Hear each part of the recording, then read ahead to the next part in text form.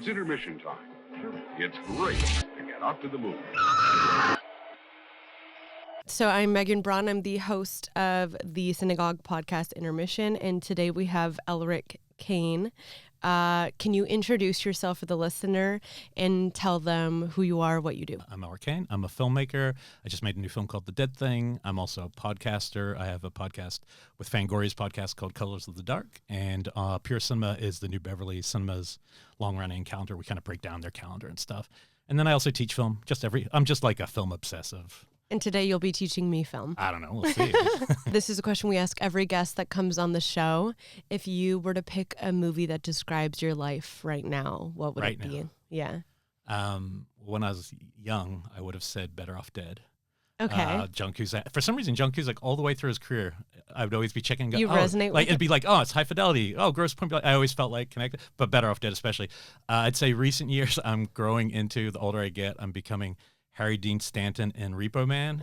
And it's ordinary fucking people. I hate them. That line I always think about, and just like getting into a world that feels like it's on especially LA just felt like, well, it has been sadly on fire, but like literally, it feels like chaos. And like Repo Man, I feel like maybe it was ahead of its time, that movie, because that's funny. Things feel bonkers now. But Harry Dean Stanton is one of those actors that, like, when I was young, he seemed like he was 100 years old. But I always thought he had attitude, and then suddenly you get older and go, oh, he was probably 40. Yeah, isn't that strange when you weird. have that flip perspective of like you're young watching a movie and you're like, these adults, and then you become the adults? Oh, yeah, like Poltergeist, or being a kid, and now I think the hottest woman on the planet is the mom, and the way she wears that long T-shirt, and I'm like, oh my God, that's the sexiest thing ever. But when I was a kid, I would have thought she was Yeah, that is so true. Like, yeah, you go through the trajectory of who you find attractive also as so that's it funny. really is. I wish you could chart it with a journal. You know? There needs to be a letterbox of who you found hot in cinema. Yeah. All the way. Maybe that's a list. I like that. Is a good list. I like that. Like you could like do a movie a year and who you thought was hot that year, and ideally the person is getting older as you get older. Yeah, ideally. It's not Lolita or something, then it's a bad thing. Yeah. Okay, you said this already, but you co-host Pure Cinema Pod and Colors of the Dark podcast. We have some guest overlap, which is fun. So you had Josh Rubin on your Colors of the Dark for Hard Eyes. Yep. And then we both, I think, had Drew Hancock on our podcast, Companion. And then Pure Cinema Podcast is part of the new Beverly Cinema. How did that involvement come about? And can you tell the listener who is not like LA native about New Beverly? Yeah, for sure. I mean, love talking about New Bev. So I was doing a horror podcast for years. So it's been about a decade of doing a horror podcast. Yeah. And I was getting to that point where I'm like, I like a lot of other kinds of movies. And so I found a friend who had a really good website, like a site where he did like discovery lists, Brian Sauer, it was called like Rupert Pupkin. So I said to him one day, hey, would you want to start a movie podcast, general movies, deep dives? And he was like, hell yeah. So we did it for I think we did it for 2 years before, and it kind of, we brought an audience over straight away, so it kind of helped from my other show. But within a couple of years, somebody from the New Bev, Phil Blankenship, who's one of the programmers, he was like, hey, have you ever thought about, maybe taking on a partner? But it was my idea to do that. So we were going to be with the New Bev, but then I thought, well, we get this amazing calendar with this amazing retro cinema that's been around since 1978 in LA. And before that, it was like a porn theater. And before that, it was like a Waiting for Godot theater. It's had a lot of lives. And they have a calendar where they have all the movies. And I thought, oh, a cool show would be you just open that calendar and just start talking about the movies and like, discuss what's coming. That was the idea, but then now it became more like we have to watch them all and talk about it. And so now it's more like homework. Yeah. But the New Bev itself, it's been around since 78. It's truly like a mecca of cinema. Like, it's just one day it might be playing something like Tarkovsky, next day it's Kung Fu Double, and there's no pattern to it, and they don't want that. They don't want themes. Yeah, that's cool. And I really love that. Like, no month will actually have a true theme. They really stay away from it. And about, I don't know if it was like 8 years ago or something, but I guess Quentin Tarantino had been paying to help with the rent because out of concern it would go under back in the day with the previous owner. And at a certain point, he actually just bought it and kept it all film. And that was a big move because that had actually started going DCP as well, that theater. And not everyone knows that. So it's only plays 35 millimeter film prints. So That's sweet. it. And so they have this amazing collection. And people from all, the funny thing is it's an LA institution, but we get listeners from everywhere in the world and a lot of programmers who are listening to see what they're doing. And then they, cool. So I'm not a programmer for it. I'm just reacting. Yeah. I'm programming on our show because I'm constantly talking about movies, but it's the one where I still make discoveries because they'll put something on there that I've never heard of occasionally, and then I'm like, what is this movie? And then that's how I discover. Such a fun feeling too, especially. Really, I mean, I'm nowhere there, but just like having someone put a film on your radar, and you're like, that's so fun to discover something later in life. Like we're always picking up new nuggets of like information and art. I was a video store worker back like forever when I Really? was young, so that was my only job. I'm always jealous really. of people who had that experience. And it meant a lot of that. Like, so you would recommend movies all the time. Sometimes people would come in, and then you're like people you work with would recommend, and you would never watch it. If somebody you worked with gave you a rec, you would never. It would take forever to listen to someone you work with. That's funny. It was just part of the like snobby, I'm culture. too cool. But it was like it's so funny how Letterboxd has kind of it feels like they've kind of redesigned what works about that. Almost reminds me of like the employee pick shelf that we used to have. So and you would put a lot of time into that because it felt like special. Yeah. And now I feel like that's the 4 on the Letterboxd. Totally. So I feel like the culture is starting to like, I think, emulate, and you're getting closer to how that felt because they don't really. I mean, there's some still video stores, but not the way.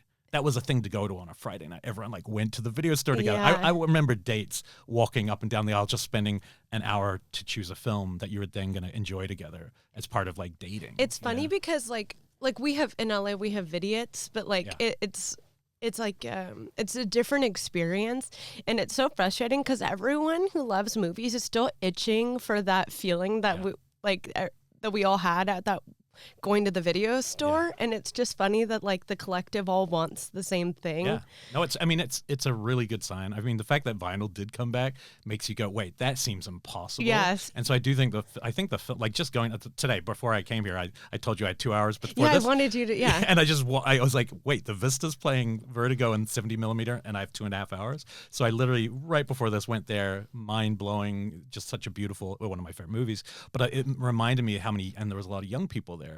And I was just like, yeah, you know what? Like so people fun. are craving the thing that skipped a generation. Mm-hmm. Like I grew up with that experience. Now it kind of skipped people for a while, and especially after COVID. I feel like everyone's just like, you know what? I wanted that. And I feel like things are going to settle in a good way for film culture, you know? I agree. Okay. Now we're going to get into our section of movie taste to better get to know you and for the listener to get to know what you like, what you consume. So just off the top, when you think favorite films, what comes to mind? I believe Velvet and Lost Highway, Possession. We were talking about off air. Yeah. Like I know I'm in the right home for this. Zulaski, I saw that like 20 years ago, and it made a huge dent on me. There's a director, I'll just say, called Nicholas Roeg. Mm-hmm. Not a lot of people know him by name, but he made Don't Look Now and Bad Timing and Walkabout. Okay. And those movies are so experimental in the way they tell a story that I really took to them. Like when I was, pretty young, growing into movies, going, oh man, I love movies when they take like risks. Lynn Ramsey's movie Ratcatcher was massive for me. I started at 19, and it again kind of reshaped something and how you could be poetically tell a story. Shining was the first movie. I started that at 8 years old on TV, and something changed inside. And it wasn't the horror. I don't think I was drawn to the horror. I was drawn to the like steady cam shots going through hallways and things like that, you know? That movie is like, it pulls every different type of person in, I think. Yeah. But there's so many, so many movies. I mean, Harold and Maude's one of the ones that gets my heart the most, you know? Do you have, I guess you kind of said a filmmaker, but now transitioning over to filmmakers, specifically filmmakers that you admire, that you consume, and filmmakers that you would compare like your aspirational style to be? Yeah, I mean, David Lynch I know it might sound cheesy now because he just passed away recently here, but it's just like it was monumental influence on me. And it was like Twin Peaks. I was like probably 11 or something when Twin Peaks was on TV, and I was just like totally like I'd never cared about TV, and suddenly I cared about these people. I mean, I think about like murder on TV, and you watch shows where everyone's just being killed and you don't feel anything, and he took one person's death and told us about a whole town. He opened up the world through one person's loss, and I was like, that is really freaking like deep storytelling, and it's something that I feel is missing in a lot of ways. And so I know he was obsessed by like Marilyn Monroe and Black Dahlia and things like that. So then when I went to college, I saw my first year of college, Lost Highway came out, and it's one of my clearest movie-going memories.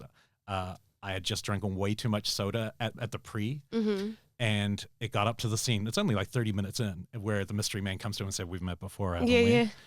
I've never been more mesmerized by anything in my life. I had to go to the bathroom so bad. I was about to get up to go. That scene happened, and I felt frozen for the rest of the movie. Like, I felt frozen in place. Like, some guy had changed how I saw time. And even though I'd seen a lot of his work by then, that was different. And it was really exciting. I think it helped me go, oh, I don't want to study law. I was in my first year. I'm going to study film studies, because it just had such an impact. And I just loved how dark the darkness was. And, so I love that film. Trying to think, well, yeah, like I said, Nicholas Roeg's movies, like Walkabout especially. There's a Japanese filmmaker, Hiroshi Teshigahara, who made Woman in the Dunes. He's got a couple films on Criterion, that and Face of Another. I see a head nod in the corner. What he is, like, to me, he's not talked about. And one of the sad things is, like, people can get on Criterion but still not be talked about enough. He is not, like, making classical Japanese movies the way most Japanese cinema. If you go, this is like, he's making what Nicholas Roeg, he's doing that, like, experimental, on the edge of sexuality and stuff. Woman in the Dunes especially, I think people would dig if they haven't seen it. It's like a guy who studies insects goes down into this, like, cavern, but he's basically tricked to go down there, and there's a woman down there, and these people have left him down there. There's no way out. Now he has to have a relationship with this woman at the bottom of the sand pit, and they're stuck there indefinitely. What a crazy premise. And it's just like a crazy movie, but it has this weird sense. And this is from the late 60s. And but I love, like, movies that are trying to get, and filmmakers who are trying to get under your skin, and not could be good, could be bad, under your skin, but, like, so you don't forget it, under the skin. Yeah, That's a great one. movie, yeah. I saw that in a mall as the only person in the mall, and I'm like, how is this movie playing in a mall? That's funny. Where it's just so esoteric and, like, visually bold, and I loved movie. it. Yeah, that's of modern stuff. That's probably my favorite, and, like, since that came out, that's probably the movie I most was like, wow. So yeah, I'm really drawn to, like, visual storytelling. I'm not I'm dialogue driven movies, even though I love Albert Brooks and things like that. I would never probably make something like that. So I really like visual storytelling. Yeah. What about movies that you grew up watching? Like, did you have kind of any sort of pivot in your life stylistically of what you were drawn towards? Obviously, we're all evolving and growing older and gravitating towards different things, but what were some movies that you have, like, vivid memories of growing up? I have a lot of, so I was pretty young when my mom remarried. So I was born in Brooklyn, but then I moved to New Zealand when I was 5. So I grew up mostly in New Zealand. And she remarried, so I suddenly had these 3 older brothers. And so basically, I was thinking, because we talk about movies all the time with Brian on my podcast, and he's always talking about, like, these cool Disney movies and that. And I realized I literally jumped from being, a 7-year-old watching normal stuff to, like, suddenly at 8, it was like, I remember very clearly watching Deliverance. That's funny. And being like, wait, this doesn't seem good. Like, I really like the movie, but I was like, this is probably not good for me. But then I didn't really consume kid stuff. Like, I remember cartoons before that, and Star Wars for sure. I watched, like, 50 times when I was a little kid. But then I think I just missed this whole period of, like, young adult child stuff, just boom, straight off to The Shining. I did hear from a friend recently, and I didn't realize, I thought I was normal growing up. He said he walked to my house one day when we were probably 10, and he said it was to walk to school together. And he said, I got to your house, I walked in, and you're eating breakfast watching Conan the Barbarian. And he's like, I didn't know you could watch movies in the morning before school. And it's like, your house, you were always doing that. I was like, really? I don't even remember that being a weird thing. So I think I didn't really have movie parents, but I had older siblings. So, like, Rambo First Blood and all this just crazy. There was just, like, no rules suddenly, because new step parents, new kids, you're suddenly thrown to the wolves a bit. But it was definitely the thing me and my friends did. We were always watching stuff, shooting things on Super 8 for fun.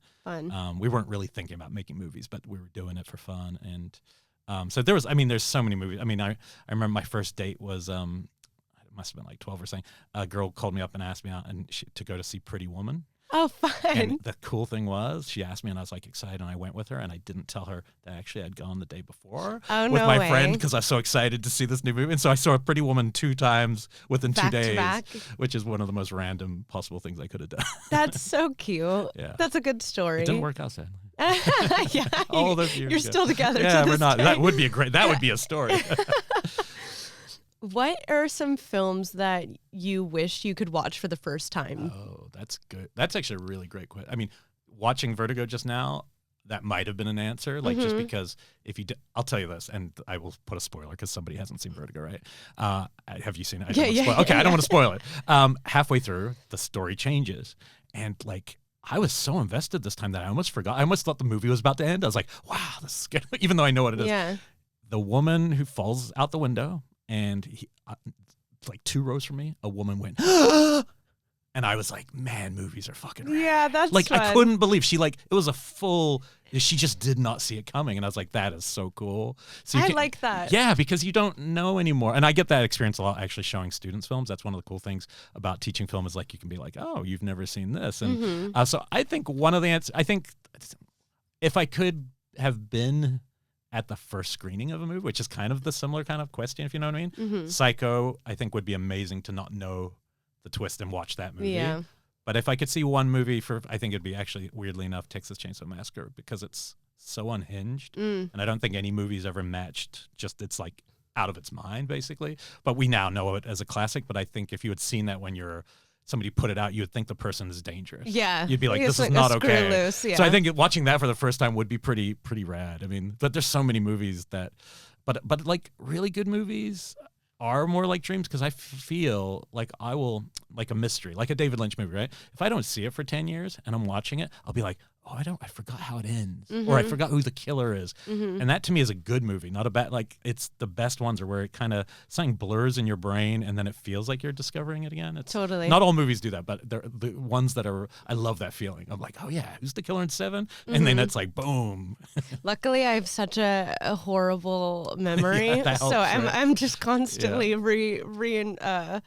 remembering films as they go through. Like Texas Chainsaw is another movie that I hadn't seen in so long, and I rewatched it just this past Halloween. Oh, yeah. And I was like, so I had a great time because it felt a little bit like first time. No, I love that, especially with like horror movies or, Exorcist, Rosemary's Baby. They're all so well crafted. Like, that's when like the directors of these weren't like directors going, I want to be a horror director. They were like I am just a filmmaker and making this movie in this genre today. Yeah. And the way they crafted those movies, they've like lasted 50 years in their lives. What is a genre you don't typically gravitate towards, but one movie in that genre surprised you? I mean, obviously, probably not. I mean, I probably don't watch a lot of romantic comedies. That's probably a pretty obvious answer. But I definitely don't watch a lot of musicals. But I almost always win me over. So if I don't want to go.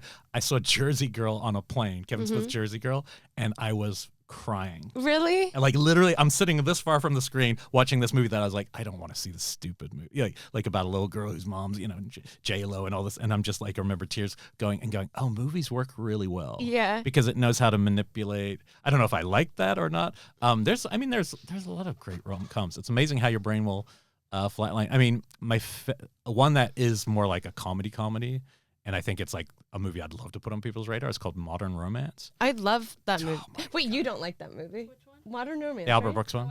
The breakup. Oh yeah, the breakup movie. I only learned about that like years ago because it turned out like the weirdest. It was Stanley Kubrick's one of his favorite movies, and I was like, what? I can't. It was just like Kubrick's the opposite kind of filmmaker, and so then we rented it, me and a friend, and we were like, this is the funniest. It's very neurotic, so I can see that putting someone off. But it's I guess it's more of an anti-rom-com because they're breaking up the whole time. Yeah. But man, that movie like kind of kills me. I just find it very funny. But yeah, in general, I probably don't. I can't imagine ever making something in that genre. Yeah. Valid. Yeah. I was just timing-wise, I don't know when this will come out in relation to the one we recorded the other day, but I was just talking about how like I love crying on planes watching movies, and I just think it's an experience so many people have, is being on a plane, feeling really dramatic, and watching your movie and crying and looking out the window. Yeah, well, because you could be going through it, like flights often mean you're going somewhere, and it could be, but also like for me, I use them for the movies I won't probably ever watch. Exactly. I watched Amelia Perez yesterday on my flight back, and I never was going to watch that. I had decided I'm not going to watch it, and I decided to watch it on the plane. I'm glad I did it on a plane. Didn't necessarily improve it for me, but we just did our Oscars episode, and I was saying I don't think I'm going to watch it. Also, it's weird because the guy made one of the best movies of the last decade called A Prophet, which is like this prison drama. It's like one of the most intense, amazing Oh, movies. okay, I need to watch that. Yeah, no, it's a truly. So when I heard he had made this new film, I was like, cool. And then when I heard what it was about, I was like, oh. And honestly, it wasn't as, in my brain, it was worse than it was. And then when I was watching, I was like, no, this is actually like pretty interesting. I just, the songs weren't good. And so it doesn't deserve the accolade. Probably if it didn't get all the accolades, we wouldn't be as harsh. Totally. Which movie villain do you secretly or not so secretly root for? Oh, that's great. Well, I don't know if he's the villain, but like Daniel Day-Lewis in There Will Be Blood is a character that I just think, I mean, I think it's like, that's the other best movie, in the last 20 years. Like when I watch that, it feels like major. And there's a scene in that where his like brother, in quote marks, a guy coming, maybe his brother might be a con man, has come to like con him, and he's all happy. And then he's like in the ocean swimming, and then he's just looking out at the guy, and something is shifting in Daniel Day-Lewis. Like, I felt that so hard, like trust or something. So whether he's a real villain, I don't know, but I think I can get on board with like a lot of movie villains. Yeah, and me too. Because they're the more fun. And roles, they're more dynamic too. Yeah. Yeah, I agree. Okay, I'm going to end this section of getting to know your film taste with, what is a film you didn't get the first time? Like, you're like, this isn't for me. I don't really get the hype, but now you like or love. Brian De Palma's Blowout. Really? I love him. Yeah. So first, like I said, one of the problems I'm noticing, we're going to talk about a movie later on in the show that I actually had the same. It'll be next. Yeah. So this is a good transition. Yeah, okay. So I'll start with this one and then go to the other one, because I think I had the same reaction. One of the problems with the VHS era is that people didn't live through, if they didn't live through it, is like some things actually just look like shit. And movies that are particularly dark, which both these movies that we're going to talk about, like, and I mean visually dark. So I remember seeing, and De Palma in general, I think he's one of those guys. Now I should have been mentioning him at the start. Definitely one of my favorite directors, especially like 20 years ago stuff. But that movie, first time I saw it, just was like, oh, didn't see the hype, and something about it just felt like a little cheesy, like the dialogue, especially the prostitute character. Mm-hmm. And then like I watched it, a decade ago or something. I was like, this is the greatest movie, the best movie about sound ever. Mm-hmm. Like just unreal. And Travolta's amazing in it, and just the way it uses split screen. My friend just has a movie coming out called The Rules of Jenny Penn, and he worked with John Lithgow. And in his movie, John Lithgow's like a bad guy, and like so when I watched this film, John Lithgow is so good as the killer in Blowout, and so scary. When I look back at it, I'm always like, okay, this movie was always great. I'm just a fool. And movies are cool like that, because I know Joe Dante always says, he's like, the movie's the same, but you change. And it's so true. Yeah. There's so many movies that we'll be watching and we're like, I wasn't like Cronenberg movies. Another one, just to throw it out there. I almost walked out of Crash by Cronenberg in the theater when I was young. And I just don't think I could handle the kind of sexuality it was like pushing. And it was so like in your face and cold, like the coldness. And then I come back to it like years later. I'm like, this is kind of an amazing film. Yeah. And so, you just see things at the wrong or right place, you know? Yeah, valid. Okay, well, now we're going to get into your movie pick, Klute, by Alan J. Pakula. Yeah. Pakula, is that how you say it? I think it's Pakula. Pakula? Oh. But I'm going to tell you why. One of the reasons I picked this. Yeah. A few weeks ago, I talked about this on a podcast and got somebody writing to our Patreon. Someone who pays money to us writes and goes, next time I would appreciate if you were pronounced his name correctly, and put in a pronunciation thing, because I think I'd said Alan J. Pakula. And I could have just been the Kiwi part of the accent or something. And this guy like went wrote at it us. phonetically. And I was like, you can have your money back. That I don't even want your so Patreon money funny. if you're gonna. But it did make me go, okay, I better pay attention. I looked it up on YouTube before this. Well, this is good. I'm notorious for saying people's names wrong. I am too, and I don't think that's something people should shame people for. That's so funny. Until you hear it. I you love know. the internet. People are so sassy. Weird. I know, but it would be one thing if it's just somebody who like half likes your show, but somebody who's like supporting paying? it, and then I'm like, okay. Excuse me. Okay, so had you seen Klute? No, okay, so I watched it for the first time this afternoon. Oh, right. Okay. Yeah. Nice. I'm going to read the description of it, and I'm so glad you picked this. Yeah. A detective, John Klute, investigating a missing persons case for executive Tom Grunman, becomes entangled with a sharp-witted call girl, Bree Daniels, whose past clients may hold the key to a deeper, more sinister mystery. As their connection grows, so does the looming sense of danger surrounding them. So, first off, what made you pick this movie?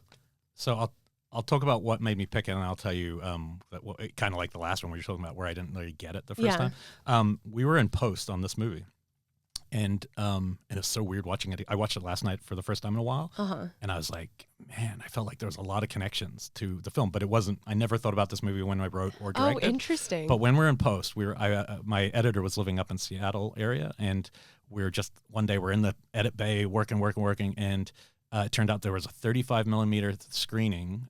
Beatrice Lozoya, I think the critic, was like holding a screening of Klute on 35, and I was like, oh, let's go. Why not? Cool. And we walked out. Honestly, I put in my top 10. That after that screening, the movie's probably in my top 10, and the screening itself. There's hardly anyone there. It was quiet, middle of the afternoon. The film looked so good, and I was like in the same way I just was in Vertigo a second ago. I was just so locked in, and I just think when I saw it in the past, I think because it's such a dark. Like visually dark. Gordon Willis, who's the DP, shot the Godfather movies. His nickname was the Prince of Darkness, and he's famous for pushing how dark you can film a scene, to the absolute limit. And when you watch that, like if you see it looking good, what a cool nickname! It is. Like imagine being that, like the coolest. But he said, I think on Godfather 2, there's a scene where you almost can't even see anything, and he's like, maybe I went too far. but on this one, like I saw it on VHS, and I honestly think when I was, I don't know what I was, maybe 21 or whatever, I just didn't do it. And I loved all the President's Men and movies that. This one just didn't do much for me, and I think maybe I just could hardly see it.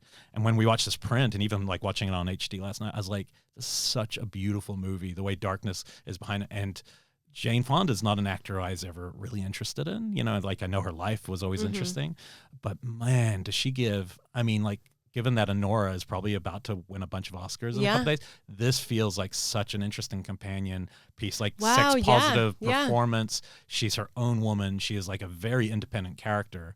And even her reasons for doing it are fascinating, the way she's even justifying things to herself in the narrative. And then you get this guy who's like not a traditional leading character, right? He's like kind of a boring guy, like super subdued. Yeah, and he's like kind of dull looking, and yet because he's like willing to listen and because he's not trying to get anything from her, she becomes like drawn to him. Yeah. So it's like a really interesting, it's a very interesting romance I forgot how good the romance of it is because it's a little complicated and adult, but man, the darkness of the mystery. Like, so he's basically hired to find this missing, guy who runs a business. And as you go through it, this is one of the examples of forgetting who the bad guy is. Yeah. And as it unwinds, you're like, I don't want to ruin that for people because this is like a fun movie to rediscover. But man, it's got one of the most chilling scenes, in my opinion, I've ever seen in any movie. And it's just a person talking to another person across the table in darkness towards the end. That sequence, and when it changes, like I jump. I'm like, oh,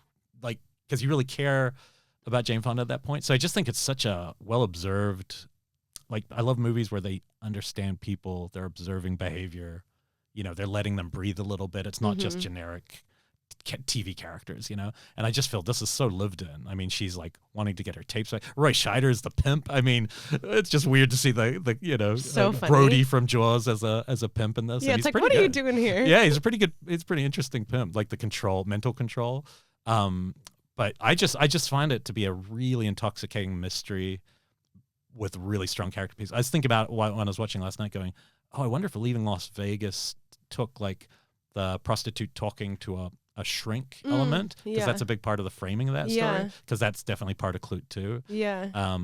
So you dug it? Like, I absolutely loved it. Oh, cool. Like, yeah, I was, well, when you picked it, I had looked it up because I was like, okay, I need to like, get the context. And I was like, oh, I'm really excited about this. And I have like blackout curtains, so I like made my bedroom dark and I watched it. And I was like, this is just so my kind of movie. Yeah. I have like a million questions for you I want to go through.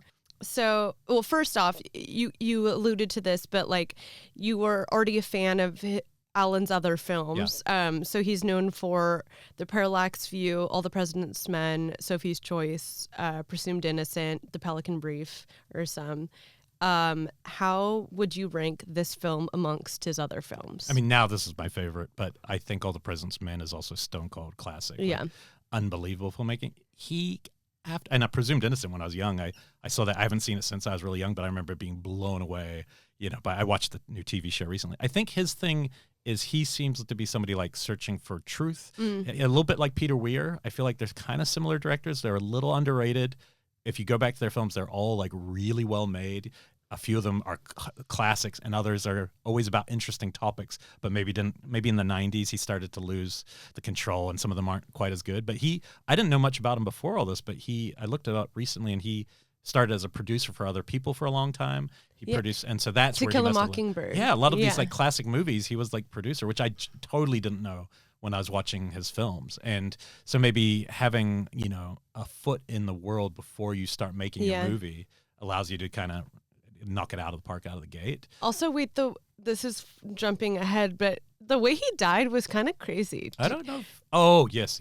It was like the tragic, something fell off a car or something? Yeah, he got in a car accident in 1998, and a piece of metal debris crashed through his windshield on a highway in New York and like went through his car and like hit him. And that's how he died. And I'm like, what a crazy, tragic way to go. Yeah, and he was watching Final Destination on his phone when it happened. It's like, I mean, it sounds like a bad setup, right? Yeah, and he was like 70, but so like at least he'd like lived a good chunk of life. But yeah, I just thought that was insane. Because he could have had another 20 years, like Coppola. He could have had another...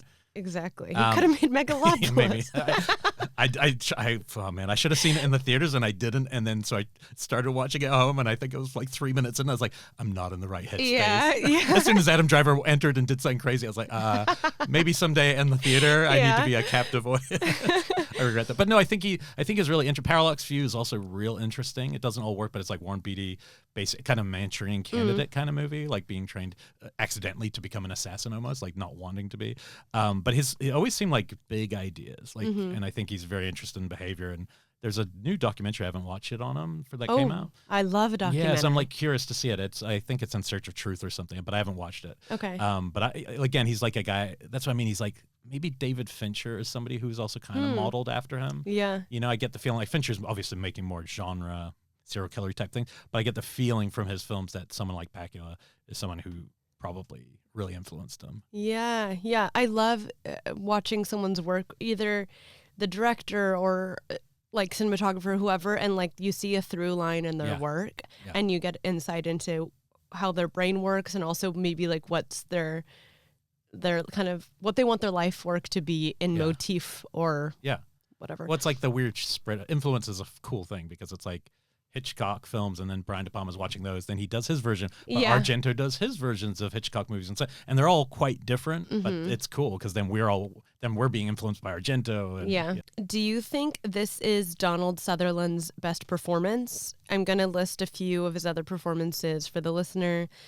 He was in MASH, Don't Look Now, Invasion of the Body Snatchers, Ordinary People, JFK, and the final one, which I think is pretty funny for maybe a younger listener, The Hunger Games. Yeah, he had a really long career. So Elliot Gould's always been like that's my spirit animal actor. I'd want to be like him, long goodbye kind of guy. Yeah. But I just realized watching Klute last night, I was like, Donald Sutherland is in like gives four of my favorite performances of all time. Don't Look Now might just trump it for me. Like, I think Don't Look Now is a movie that if listeners haven't seen it, the only movie I've seen in my life where I went to a screening blind of it when I was like just wandering around New York one day, and my jaw, the ending, I still haven't seen an ending that shocked me quite as much, where I literally was like, I felt like, what, oh my God.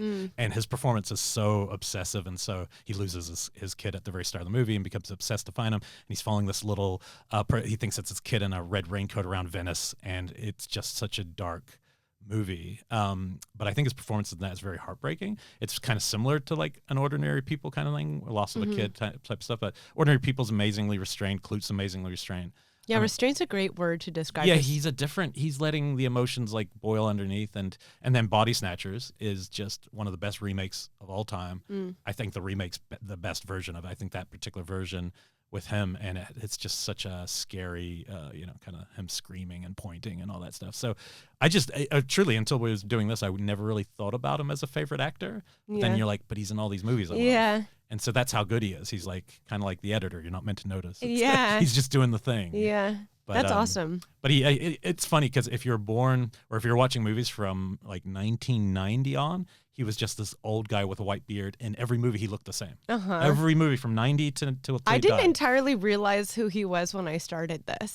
He looks like a totally different dude. He looked really different to me. It wasn't until like a little bit into the movie I was like, oh my God. Yeah. No, some people don't know he's Kiefer's dad. And like, I just can't imagine their dynamic when they were younger. I think he's Canadian too, which is interesting. Like, you know, but he, you know, and MASH, he gets to be more zany in that. But I don't know. There's something about that kind of performance style that really muted.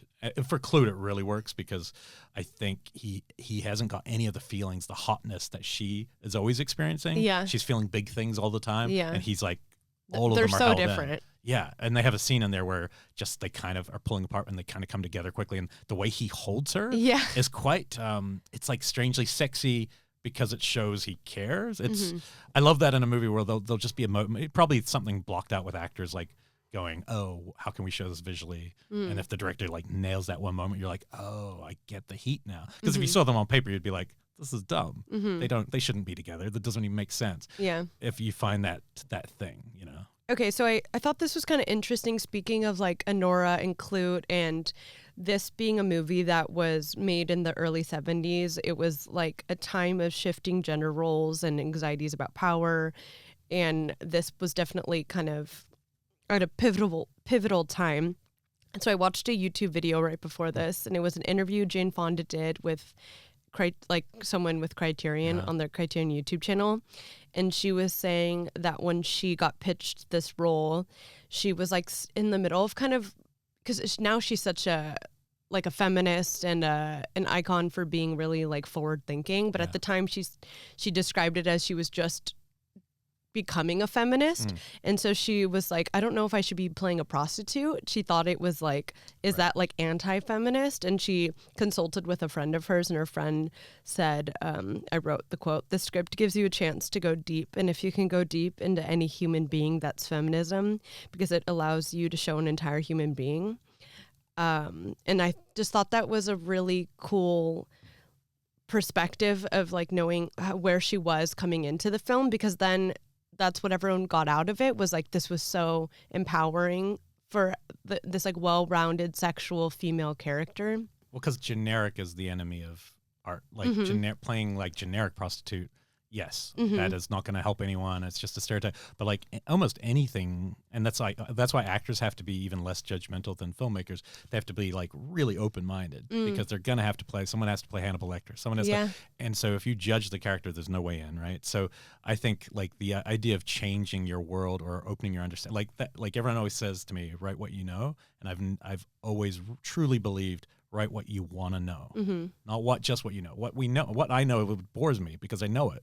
I want to go into the stuff that I like. Well, I don't know how this person thinks, and I want to study that, and I want to get into that. And I think actors maybe often have that natural curiosity, and I think it's really healthy, because how else are we going to understand things? And we're already at a point where people don't seem to understand each other at all right now, and so it'd be nice if we tried to figure that out. Yeah, valid. But I think I didn't know. I knew she did a lot of very wild political things, like I know in Vietnam and things. Yeah. So because she was kind of Hollywood royalty because of her family. Her dad's a famous actor, her brother's a famous actor. So, but I didn't know about that. That's this being a shifting point. That's cool. Yeah, I guess it was just like the way she described it was like this was like a time where she was finally like owning that title of like being a feminist. I think she was trying to be very like tactful of, is this a smart project to take on? Yeah. I know that we tied in Anora being maybe a good double feature, but are there any other modern films that you think capture similar mood or spirit as Klute? Let's see. Outside of Anora, I mean, I think it's a very different movie, but Gone Girl has some feelings. Yeah, actually, Gone Girl came to mind as well after I watched it. Like, it wouldn't surprise me if he was watching Klute, thinking, you know, when he's constructing that, because there's surprises and like, you know, the disappearance and things like that. And the ambiance, like the dark, like not visually darkness, but the darkness of the somebody's plot. Going to a dark place. They're kind of flipping the genders on who's the darkest character in that, which is cool. That one definitely springs to mind. I mean, there's so many movies that it probably has influenced that that they don't all come to mind, but I think that would be pretty good. Yeah. Well, thank you for bringing this movie into my world. That's the goal. And now we're going to play a little game of this or that horror movies. So I'm going to say 2 movies, and you just pick one, and then we'll just keep going. One that I like the most, or? Yeah. Midsommar or Us? Us. Barbarian or X? I like both a lot, but Barbarian was so surprising. Barbarian. Bones and All or Fresh? I am a huge Bones and All fan. I think it just slaps, yeah. Smile or The Babadook? I think for the emotion of Babadook. Yeah, I like that. So far, I'm agreeing with all your answers. Titane or Men? Definitely Titane for just I think I'd get kicked out of the room, but also just for sheer like complete originality. Texas Chainsaw Massacre or Terrifier? Texas Chainsaw Massacre. Malignant or The Conjuring? Conjuring's the more classic. Malignant's fun though, but yeah, Conjuring. A Quiet Place or Hush? I really like Hush. Hush is like a quiet home invasion thing around sound. It's really cool. I want to watch it. It's really good. The Witch or Longlegs? I like both, but Longlegs is still sticking with me. I like the vibe. I really liked I mean, because I love Silence of the Lambs, and he's just like going, Yeah. hey, I'll do that, but like give you a whole. And also, look, Cage is my favorite actor of all time. So, The First Omen or Immaculate? That was the question we're all asking that year. I think they're both actually really good. But First Omen she directed the hell out of that. The movie. First Omen was so good. In terms of direction, I think it was the best direction of the year. Like just how somebody put a movie together. Only thing I didn't like is that it was an Omen film. It felt like it could have just been its own thing. Yeah. But like she really, I can't wait to see what she does next. Talk to Me or Host? Talk to me. It Follows or Teeth?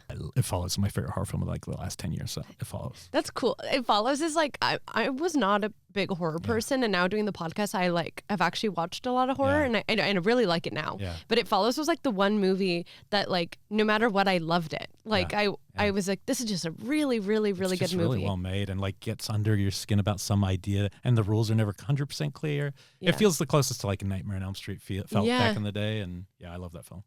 And then my final one, Saw or Scream? Scream. Cool. Sweet. Now we are going to talk about The Dead Thing. So this is your first feature film directing solo? Yeah, Is that right? Because I made like weird no budget things in New Zealand with a friend of mine. We just like co-directed very like almost like mumblecore realistic. So this is movies, your yeah. thing. Mm-hmm. Yeah, that's same. And you co-wrote it as well. Yep.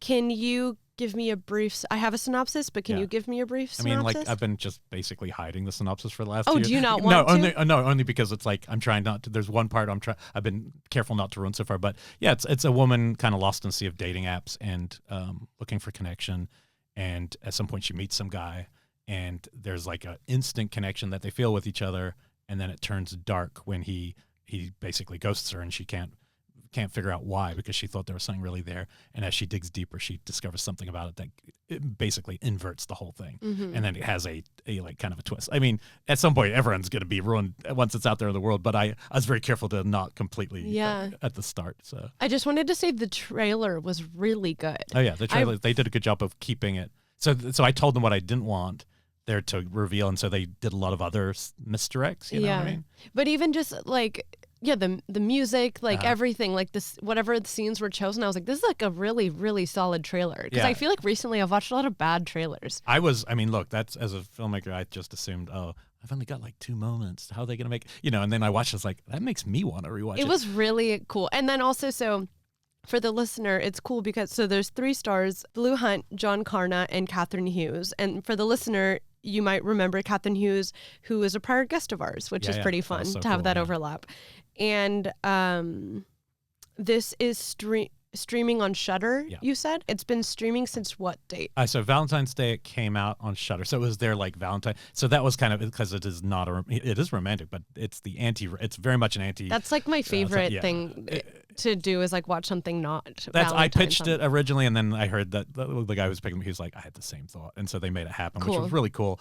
And prior to that, we actually did something because the New Bev thing spent the extra few grand to make a film print, and so we made this 35mm, and it's so cool to see a movie like this that way, because that's what it was made to be on a screen. Mm-hmm. Like I definitely was like, because I like deliberate, like slower pacing and stuff. So in my brain, I'm like, streaming, that's tough with people's like attention spans. Mm-hmm. But when you have them in the cinema, that's never a problem. So we made this film print. We premiered it. Our LA premiere was at the New Bev about 10 days ago or something, and then it played IFC Center, and then right after that, it hit Shudder.